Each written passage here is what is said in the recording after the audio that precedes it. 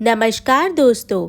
आज की कहानी है मुंशी प्रेमचंद द्वारा लिखित घर जमाई। हरिधन जेठ की दोपहरी में ऊख में पानी देकर आया और बाहर बैठ गया। घर में से धुआं उठता नजर आ रहा था। छन छन की आवाज भी आ रही थी। उसके दोनों साले उसके बाद आए और घर में चले गए। दोनों सालों के लड़के भी आए और उसी तरह अंदर दाखिल हो गए, पर हरिधन अंदर ना जा सका। 1 महीने से उसके साथ यहाँ जो बर्ताव हो रहा था और विशेषकर कल उसे जैसी फटकार सुननी पड़ी थी, वह उसके पाँव में बेड़िया सी डाले हुए था। कल उसकी सास ही ने तो कहा था, मेरा दी तुमसे भर गया, मैं तुम्हारी जिंदगी का ठेका लिए बैठी हूँ क्या। और सबसे बढ़कर अपनी स्त्री ही निष्ठुरता ने उसके हृदय के टुकड़े टुकड़े कर दिए थे।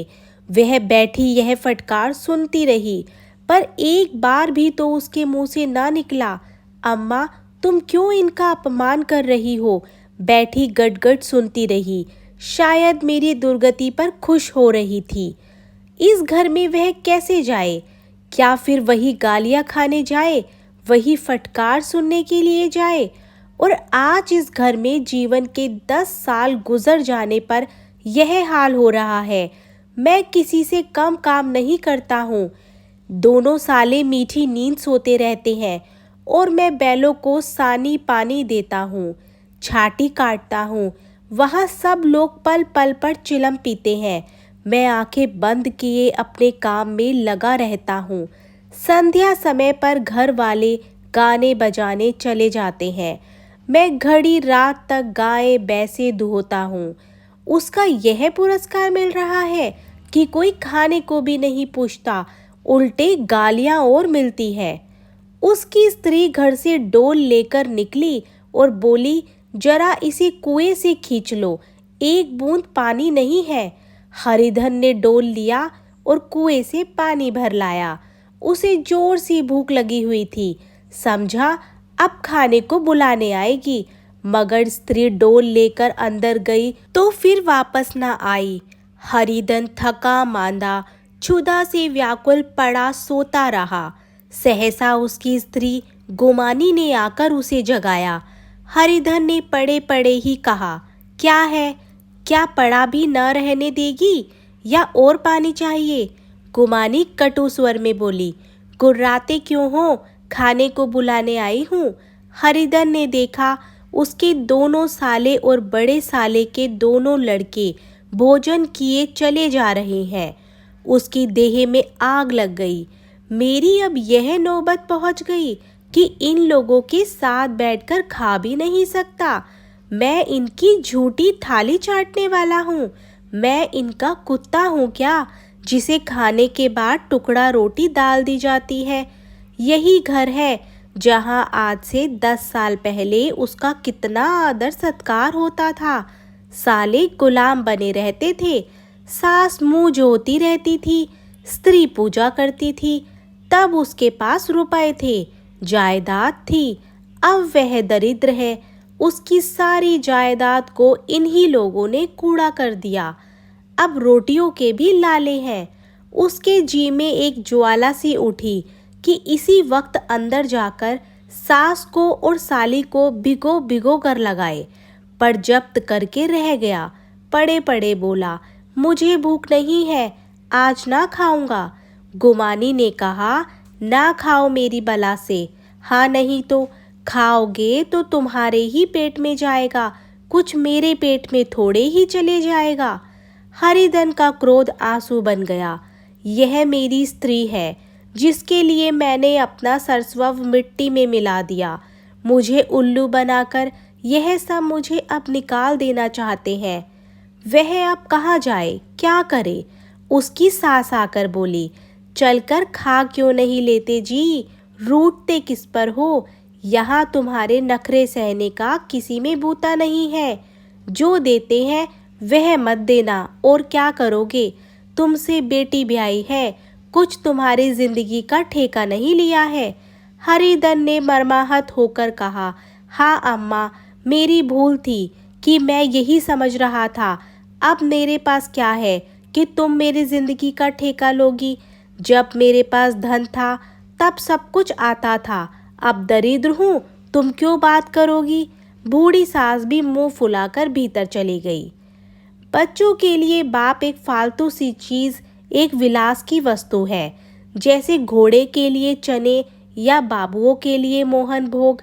मोहन भोग उम्र भर ना मिले तो किसका नुकसान है, मगर एक दिन रोटी दाल के दर्शन ना हो तो फिर देखिए क्या हाल होता है। पिता के दर्शन कभी कभी शाम सवेरे हो जाते हैं। वह बच्चे को उछालता है, दुलारता है, कभी गोद में लेकर या उंगली पकड़कर सैर कराने ले जाता है, और बस यही उसके कर्तव्य की इति है।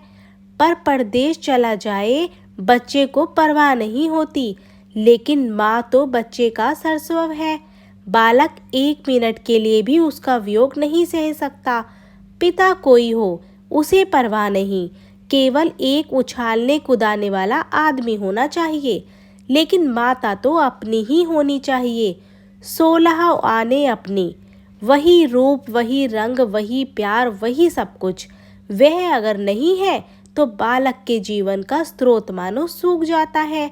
फिर वह शिव का नंदी है, पर फूल या जल चढ़ाना लाजमी नहीं, अख्तियारी है।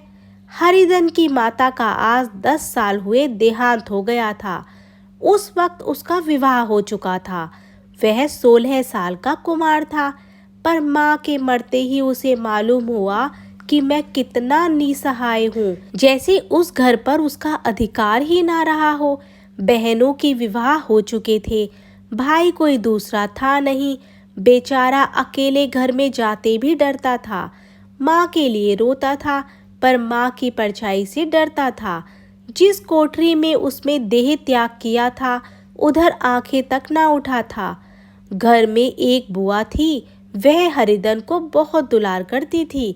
हरिधन को अब दूध ज्यादा मिलता, काम भी कम करना पड़ता। बुआ बार बार पूछती, बेटा कुछ खाओगे। बाप भी अब उसे ज्यादा प्यार करता, उसके लिए अलग एक गाय मंगवा दी। कभी कभी उसे कुछ पैसे देते कि जैसे चाहे खर्च कर, पर इन मरहमों से वह घाव पूरा ना होता जिनसे उसकी आत्मा को आहत कर दिया था। वह दुलार और प्यार बार बार माँ की याद दिलाता। माँ की घुड़कियों में जो मज़ा था वह क्या इस दुलार में था। माँ से मांग कर, लड़कर, ठुनक कर, रूठ कर लेने में जो आनंद था वह क्या भिक्षादान में था। पहले वह स्वस्थ था, मांग मांग कर खाता था, लड़ लड़ कर खाता था, पर अब वह बीमार था। अच्छे से अच्छे पदार्थ उसे दिए जाते थे, पर उसे भूख ना थी। साल भर तक वह इसी दशा में रहा। फिर दुनिया बदल गई। एक नई लड़की, जिसे लोग उसकी माता कहते थे, उसके घर में आई और देखते ही देखते एक काली घटा की तरह उसके संकुचित भूमंडल पर छा गई। सारी हरियाली, सारे प्रकाश पर अंधकार का पर्दा पड़ गया। हरिधन ने इस नकली माँ से बात तक ना की, कभी उसके पास ना गया। एक दिन घर से निकला और ससुराल चला गया। बाप ने बार बार बुलाया, पर उसके जीते जी वह फिर उस घर में कभी ना गया। जिस दिन उसके पिता के देहांत की सूचना मिली, उसे एक प्रकार का ईर्ष्या हुई। उसकी आंखों से आंसू की एक बूंद भी न गिरी। इस नए संसार में आकर हरिधन को एक बार फिर मात स्नेह का आनंद मिला। उसकी सास ने ऋषि वरदान की भांति उसके शून्य जीवन को विभूतियों से परिपूर्ण कर दिया। मरी भूमि में हरियाली उत्पन्न हो गई। सालियों की चुहल में, सास के स्नेह में, सालों के वाक विलास में और स्त्री के प्रेम में उसके जीवन की सारी आकांक्षाएं पूरी हो गई। सास कहती, बेटा तुम इस घर को अपना ही समझो, तुम ही मेरी आंखों के तारे हो। वह उससे अपने लड़कों की, बहुओं की शिकायत करती। वह दिल में समझता था सास जी मुझे अपने बेटों से भी ज्यादा चाहती है। बाप के मरते ही वह घर गया और अपने हिस्से की जायदाद को कूड़ा करके रुपयों की थैली लिए फिर आ गया। अब उसका दूना आदर सत्कार होने लगा। उसने अपनी सारी संपत्ति सास के चरणों पर अर्पण करके अपने जीवन को सार्थक कर दिया। अब तक उसे कभी कभी घर की याद आ जाती थी, अब भूलकर भी उसकी याद न आती, मानो वह उसके जीवन का कोई भीषण कांड था जिसे भूल जाना ही उसके लिए अच्छा था। वह सबसे पहले उठता, सबसे ज्यादा काम करता। उसका मनोयोग, उसका परिश्रम देखकर गांव के लोग दांतों तले उंगली दबाते थे। उसके ससुर का भाग्य बखारते, जिसे ऐसा दामाद मिल गया। लेकिन ज्यों ज्यों दिन गुजरते गए उसका मान सम्मान घटता गया। पहले देवता था, फिर घर का आदमी, अंत में घर का दास हो गया। रोटियों में भी बाधा पड़ गई, अपमान होने लगा था। अगर घर के लोग भूखे मरते और साथ ही उसे भी मरना पड़ता तो उसे जरा भी शिकायत ना होती। लेकिन जब वह देखता और लोग मूंछों पर ताव दे रहे हैं, केवल मैं ही दूध की मक्खी बना दिया गया हूँ, तो उसके अंतस्थल से एक लंबी ठंडी आह निकल जाती। अभी उसकी उम्र कुछ 25 साल की थी। इतनी उम्र इस घर में कैसे गुजरेगी? और तो और उसकी स्त्री ने भी आंखें फेर ली। यह उस विपत्ति का सबसे क्रूर दृश्य था। हरिधन तो उधर भूखा प्यासा चिंता दाह में जल रहा था। इधर घर में सास जी और दोनों सालों में बातें हो रही थी। गुमानी भी हाँ में हाँ मिलाती जा रही थी। बड़े साले ने कहा, हम लोगों की बराबरी करते हैं, यह नहीं समझते कि किसी ने उसकी जिंदगी भर का बीड़ा थोड़े ही लिया है। 10 साल हो गए, इतने दिनों में क्या 2-3 हजार ना हड़प गए होंगे।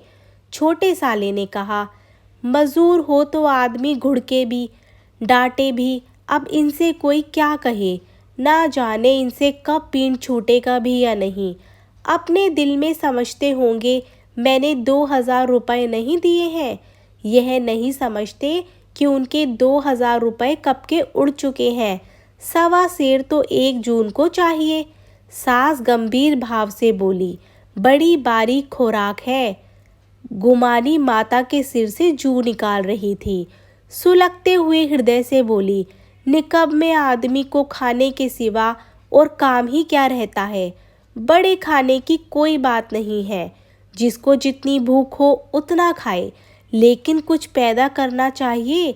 यह नहीं समझते कि पहुनई में किसी के दिन कटे हैं क्या। छोटे, मैं तो एक दिन कह दूंगा, अब आप अपनी राह लीजिए, आपका कर्जा नहीं खाया है हमने। गुमानी घर वालों की ऐसी ऐसी बातें सुनकर अपने पति से द्वेष करने लगी थी। अगर वह बाहर से 4 पैसे लाता तो इस घर में उसका कितना मान सम्मान होता। वह भी रानी बनकर रहती। ना जाने क्यों कहीं बाहर जाकर कमाते क्यों नहीं, नानी क्यों मरती है उनकी। गुमानी की मनोवृत्तियां अभी तक बिल्कुल बालपन जैसी थी। उसका अपना कोई घर ना था। उसी घर का हित अहित उसके लिए प्रधान था। वह भी उन्हीं शब्दों में विचार करती, इस समस्या को उन्हीं आंखों से देखती जैसे उसके घर वाले देखते थे। सच तो यह है, 2,000 रुपये में क्या किसी को मोल ले लेंगे। 10 साल में 2,000 रुपये होते ही क्या है। 200 ही तो साल भर के हुए, क्या 2 आदमी साल भर में 200 भी ना खाएंगे। फिर कपड़े लत्ते दूध घी सब कुछ ही तो होता है। 10 साल हो गए, एक पीतल का छल्ला नहीं बना। घर से निकलते तो जैसे इनके प्राण निकलते हैं। जानते हैं, जैसे पहले पूजा होती थी वैसे ही जन्म भर होती रहेगी। यह नहीं सोचते कि पहले और बात थी, अब और बात है। बहू ही पहले ससुराल जाती है तो उसका कितना सम्मान होता है। उसकी डोली से उतरते ही बाजे बजते हैं। गांव मोहल्ले की औरतें उसका मुंह देखने आती हैं और रुपए देती है। महीनों उसे घर भर से अच्छा खाने को मिलता है, अच्छा पहनने को कोई काम नहीं दिया जाता। लेकिन 6 महीने बाद कोई उसकी बात भी नहीं पूछता। वह घर भर की लौड़ी हो जाती है। उनके घर में मेरी तो वही गति होती। फिर काहे को रोना, जो यह कहो कि मैं तो काम करता हूँ तो तुम्हारी भूल है। मजूर और बात है, उसे आदमी डांटता भी है, मारता भी है, जब चाहता है रखता है, जब जी चाहता है निकाल देता है, कसकर काम लेता है। यह नहीं कि जब जी में आया कुछ काम किया, जब जी में आया पढ़कर सो रहे। हरिधन भी पड़ा पड़ा अंदर ही अंदर सुलग रहा था कि दोनों साले बाहर आए और बड़े साहब बोले, भैया उठो, तीसरा पहर ढल गया, कब तक सोते रहोगे, सारा खेत पड़ा है। हरिधन चट से उठ बैठा और तीव्र स्वर में बोला, क्या तुम लोगों ने मुझे उल्लू समझ लिया है? दोनों साले हक्के बक्के हो गए। जिस आदमी ने कभी जबान नहीं खोली, हमेशा गुलामों की तरह हाथ बांधे हाजिर रहा, वह आज एकाएक इतना अभिमानी हो गया। यह उनको चौंका देने के लिए काफी था। कुछ जवाब न सूझा। हरिधन ने देखा इन दोनों के कदम उखड़ गए हैं, तो एक धक्का और देने की प्रबल इच्छा को रोक न सका। उसी ढंग से बोला, मेरी भी आंखें हैं, अंधा नहीं हूँ, ना बहरा हूँ, छाती फाड़ कर काम करूँ और उस पर भी कुत्ता समझा जाऊँ, ऐसे गधे कहीं और होंगे। अब बड़े साले भी गरम पड़े, तुम्हें किसी ने यहाँ बांध कर तो रखा नहीं है। अब की हरिधन लाजवाब हुआ, कोई बात ना सूझी। बड़े ने फिर उसी ढंग से कहा, अगर तुम चाहो कि जन्म भर पाहुने बने रहो और तुम्हारा वैसा ही आदर सत्कार होता रहेगा तो हमारे बस की बात नहीं है। हरिधन ने आंखें निकाल कर कहा, क्या मैं तुम लोगों से कम काम करता हूँ? बड़े, यह कौन कहता है? हरिधन, तो तुम्हारे घर की यही नीति है कि जो सबसे ज्यादा काम करे वह भूखा मरे।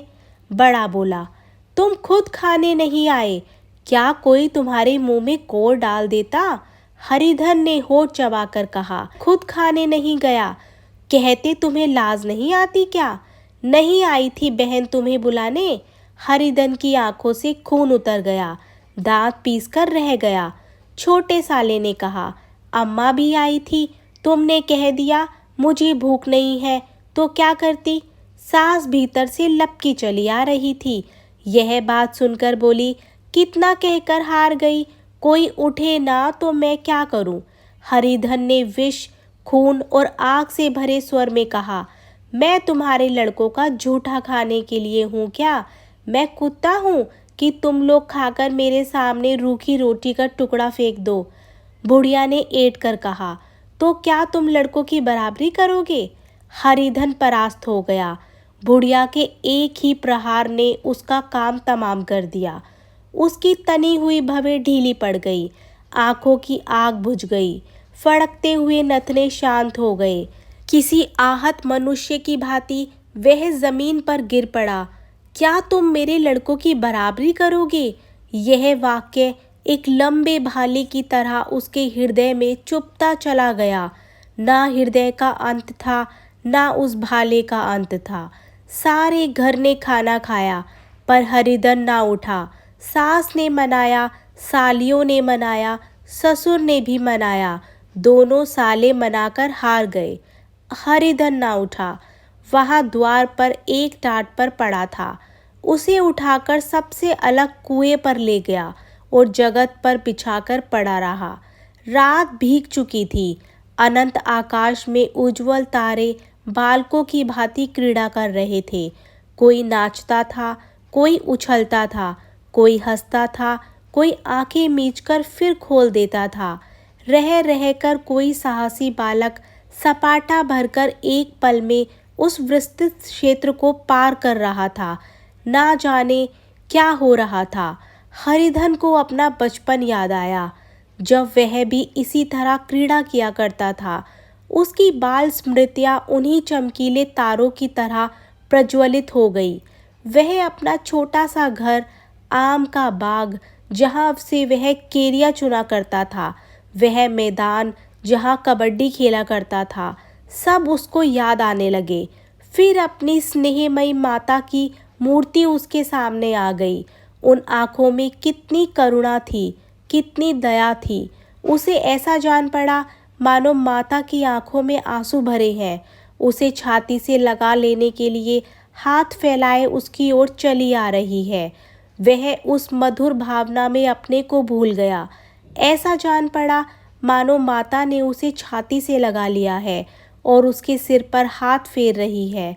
वह रोने लगा, फूट फूट कर रोने लगा। उसी आत्मसम्मोहित दशा में उसके मुंह से यह शब्द निकले, अम्मा, तुमने मुझे इतना भुला दिया। देखो तुम्हारे प्यारे लाल की क्या दशा हो रही है।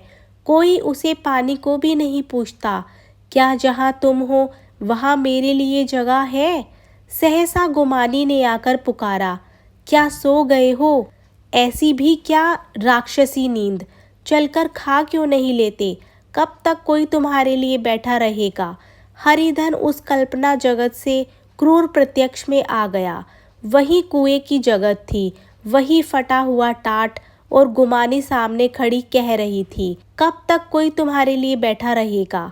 हरिधन उठ बैठा और मानो तलवार म्यान से निकाल कर बोला, भला तुम्हें मेरी सुध तो आई? मैंने कह तो दिया था मुझे भूख नहीं है। गुमानी बोली, तो कितने दिन तक ना खाओगे? अब इस घर का पानी भी ना पीऊंगा। तुझे मेरे साथ चलना है या नहीं? दृढ़ संकल्प से भरे हुए इन शब्दों को सुनकर गुमानी सहम उठी। बोली, कहाँ जा रहे हो? हरिधन ने मानो नशे में कहा, तुझे इससे क्या मतलब? मेरे साथ चलेगी या नहीं? फिर पीछे से ना कहना मुझसे कहा नहीं। गुमानी आपत्ति के भाव से बोली, तुम बताते क्यों नहीं? कहाँ जा रहे हो? तू मेरे साथ चलेगी या नहीं? जब तक बता ना दोगे मैं ना जाऊंगी। तो मालूम हो गया तू नहीं जाना चाहती। तुझे इतना ही पूछना था, नहीं तो अब तक मैं आधी दूर निकल गया होता। यह कहकर उठा और अपने घर की ओर चल दिया। गुमानी पुकारती रही, सुन लो, पर उसने फिर पलटकर ना देखा। 30 मील की मंजिल हरिधन ने 5 घंटों में तय की। जब वह अपने गांव की अमराइयों के सामने पहुंचा तो उसकी मातृभावना उषा की सुनहरी गोद में खेल रही थी। उन वृक्षों को देखकर उसका हृदय नाचने लगा। मंदिर का सुनहरा कलश देखकर वह इस तरह दौड़ा मानो एक छलांग में उसके ऊपर जा पहुंचेगा। वह वेग में दौड़ा चला जा रहा था, मानो उसकी माता गोद फैलाए उसे बुला रही थी। जब वह आमों के बाग में पहुंचा, जहां डालियों पर बैठकर वह हाथी की सवारी का आनंद पाता था, जहां के कच्चे बेरों और लिसोड़ों में एक स्वर्गीय स्वाद था, तो वह बैठ गया और भूमि पर सिर झुकाकर रोने लगा, मानो अपनी माता को अपनी विपत्ति कथा सुना रहा हो। वहाँ की वायु में, वहाँ के प्रकाश में मानो उसकी रूपिणी माता व्याप्त हो रही थी। वहाँ की अंकुल अंकुल भूमि माता के पद चिन्हों से पवित्र थी। माता के स्नेह में डूबे हुए शब्द अभी तक मानो आकाश में गूंज रहे थे। इस वायु और इस आकाश में ना जाने कौन सी संजीवनी थी जिसने उसके हृदय को फिर बालोत्साह कर दिया था। वह एक पेड़ पर चढ़ गया और अधर से आम तोड़ तोड़ कर खाने लगा। सास के वह कठोर शब्द, स्त्री का वह निष्ठुर बर्ताव, वह सारा अपमान भूल गया। उसके पांव फूल गए थे, तलवों में जलन हो रही थी, पर इस आनंद में उसे किसी बात का ध्यान ना था। सहसा रखवाले ने पुकारा, वह कौन ऊपर चढ़ा है? उतर, अभी नहीं तो पत्थर खींचकर मारूंगा कि वहीं ठंडे हो जाओगे। उसने कई गालियां भी दी। इस फटकार और इन गालियों में इस समय हरिधन को अलौकिक आनंद मिल रहा था।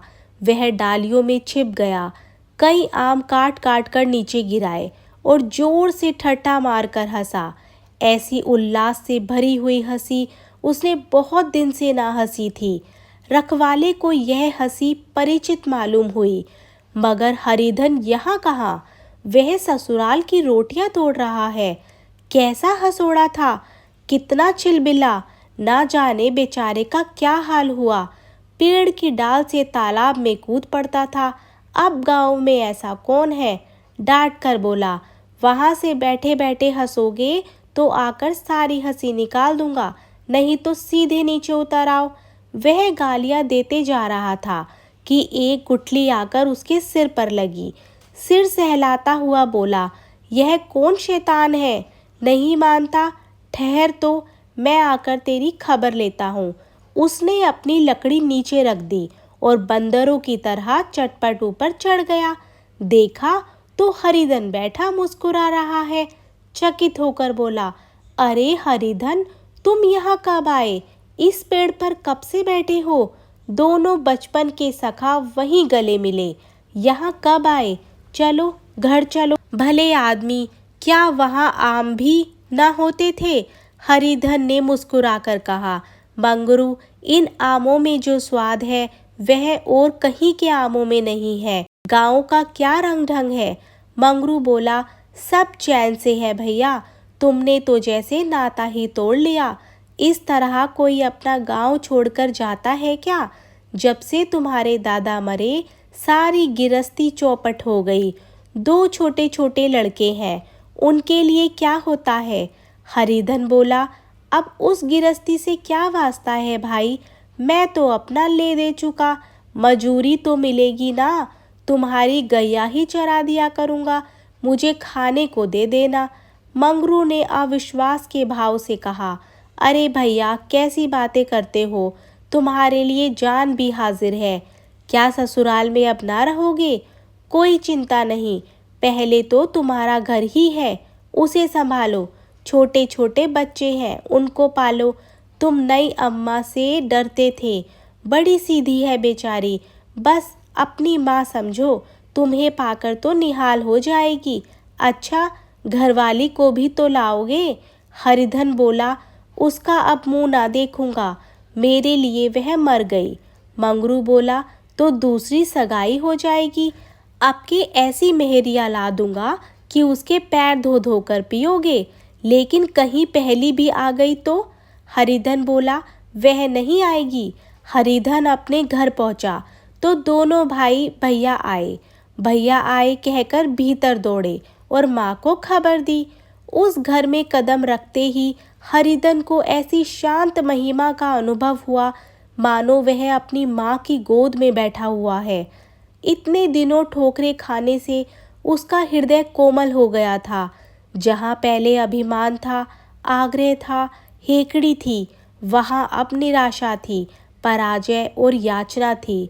बीमारी का जोर कम हो चला था, अब मामूली दवा भी असर कर सकती थी। किले की दीवारें छिद चुकी थी, अब उसमें घुस जाना आसान ना था। वही घर जिससे वह एक दिन विरक्त हो गया था, अब गोद फैलाए उसे आश्रय देने को तैयार था। हरिधन का मन यह आश्रय पाकर मानो तृप्त हो गया। शाम को विमाता ने कहा, बेटा, तुम घर आ गए, हमारे धन्य भाग, अब इन बच्चों को पालो। माँ का नाता ना सही, बाप का नाता तो है ही। मुझे एक रोटी दे देना, खाकर एक कोने में पड़ी रहूंगी। तुम्हारी अम्मा से मेरी बहन का नाता है, उस नाते से तुम मेरे लड़के होते हो। हरिधन ने मात्र विहल्ल आंखों से विमाता के रूप में अपनी माता के दर्शन किए। घर के एक एक कोने से मात्र स्मृतियों की छटा चांदनी की भांति छिटती हुई थी। विमाता का प्रोण मुखमंडल भी उसी छटा से रंजित था। दूसरे दिन हरिधन फिर कंधे पर हल रखकर खेत को चला। उसके मुख पर उल्लास था और आंखों में गर्व था। वह अब किसी पर आश्रित नहीं था, आश्रय दाता था। किसी के द्वार का भिक्षुक नहीं था, घर का रक्षक था। एक दिन उसने सुना गुमानी ने दूसरा घर कर लिया। माँ से बोला, तुमने सुना काकी, गुमानी ने घर कर लिया। काकी ने कहा, घर क्या कर लेगी, ठट्ठा है, बिरादरी में ऐसा अंधेर, पंचायत नहीं अदालत तो है। हरिधन ने कहा, नहीं काकी, बहुत अच्छा हुआ, ला महावीर जी को लड्डू चढ़ा आऊं। मैं तो डर रहा था कहीं मेरे गले ना आ पड़े, भगवान ने मेरी सुन ली। मैं वहां से यही ठान कर चला था, अब उसका मुंह ना देखूंगा। दोस्तों, आप हमें कमेंट बॉक्स में ये ज़रूर बताएं, हमारी कहानी आप कहाँ कहाँ से देख रहे हैं। धन्यवाद।